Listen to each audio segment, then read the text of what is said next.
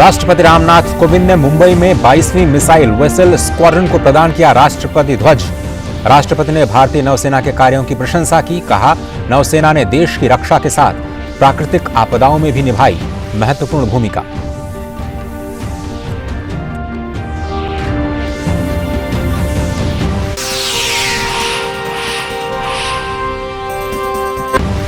संसद के शीतकालीन सत्र में लोकसभा में आज उच्च न्यायालय और उच्चतम न्यायालय के न्यायाधीशों वेतन और सेवा की शर्तें संशोधन विधेयक 2021 पर होगी आगे की चर्चा। सीवीसी और दिल्ली पुलिस से संबंधित 2 अन्य विधेयक भी विचार और पारित करने के लिए होंगे पेश। निचले सदन में जलवायु परिवर्तन पर भी नियम 193 के तहत की जाएगी चर्चा।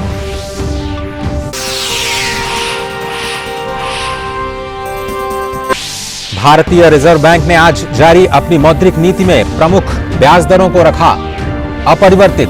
Repo rate 4%, reverse repo rate 3.35% पर स्थिर।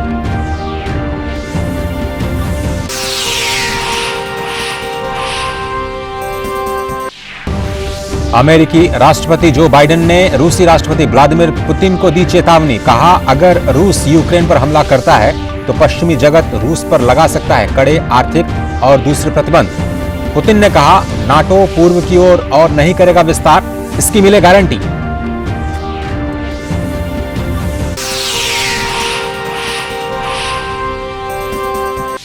और चैंपियंस लीग फुटबॉल प्रतियोगिता में लिवरपूल एसी मिलान को हराकर ग्रुप स्टेज में सभी मैच जीतने वाला पहला इंग्लिश क्लब बना।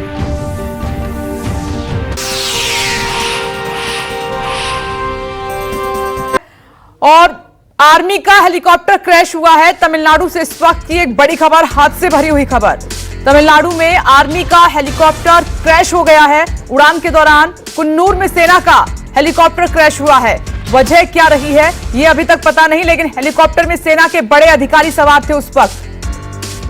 राहत बचाव कार्य जारी है। घटनास्थल से तस्वीरें हम आपको दिखा रहे हैं। सेना का हेलीकॉप्टर जिसमें आग लगी हुई है, ये वहां पर जंगल जैसी स्थिति थी, सी के ऊपर आके गिरा है ये हेलीकॉप्टर। लेकिन क्या टेक्निकल फॉल्ट रहा या किसी से टकराया है ये सेना का हेलीकॉप्टर, कुछ नहीं कहा जा सकता अभी, वजह पता नहीं है। लेकिन जो चिंताजनक खबर है, बड़ी खबर ये है कि हेलीकॉप्टर में सेना के बड़े अधिकारी सवार थे। राहत बचाव कार्य लगातार जारी है। राहत बचाव कार्य को अंजाम दिया जा रहा है। मुंबई में भारतीय नौसेना के 22वीं मिसाइल वेसल स्क्वाड्रन को राष्ट्रपति ध्वज प्रदान किया। मिसाइल वेसल स्क्वाड्रन को किलर स्क्वाड्रन के रूप में भी जाना जाता है। यह पुरस्कार अपनी विशिष्ट सेवा के लिए एक दुर्लभ सम्मान है। आपको बताएं कि वेसल स्क्वाड्रन ने 1971 के युद्ध में कराची बंदरगाह पर पाकिस्तानी नौसेना के जहाजों को ध्वस्त कर दिया था। राष्ट्रपति रामनाथ कोविंद ने कार्यक्रम को संबोधित करते हुए भारतीय नौसेना के कार्यों की प्रशंसा की। राष्ट्रपति ने कहा कि भारतीय नौसेना ने देश की रक्षा के साथ प्राकृतिक आपदाओं में भी महत्वपूर्ण भूमिका निभाई है।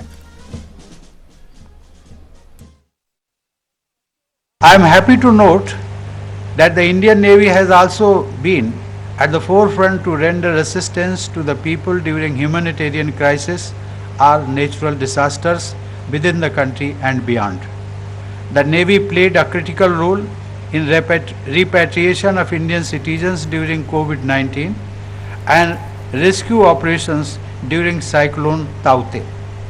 Your extraordinary efforts in hazardous sea conditions have brought relief and solace to many fellow citizens and their families. I congratulate all of you for your untiring efforts in providing relief and hope to the people facing calamity, distress and hostile situations.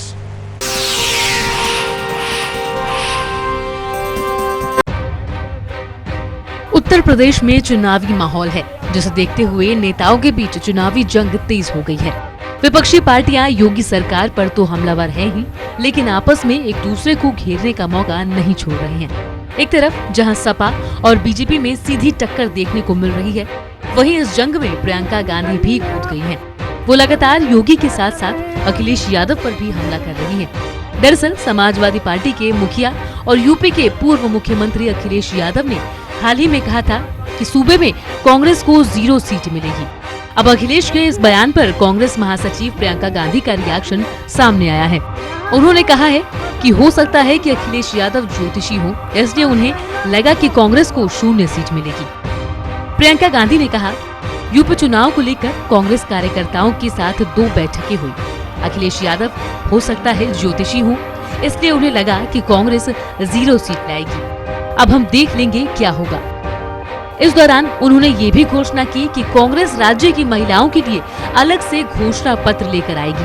Priyanka Gandhi आज कांग्रेस का महिला घोषणा पत्र जारी करेंगी। लखनऊ स्थित कांग्रेस मुख्यालय पर प्रेस कॉन्फ्रेंस का आयोजन होगा, जिसमें महिलाओं के लिए घोषणा पत्र जारी किया जाएगा।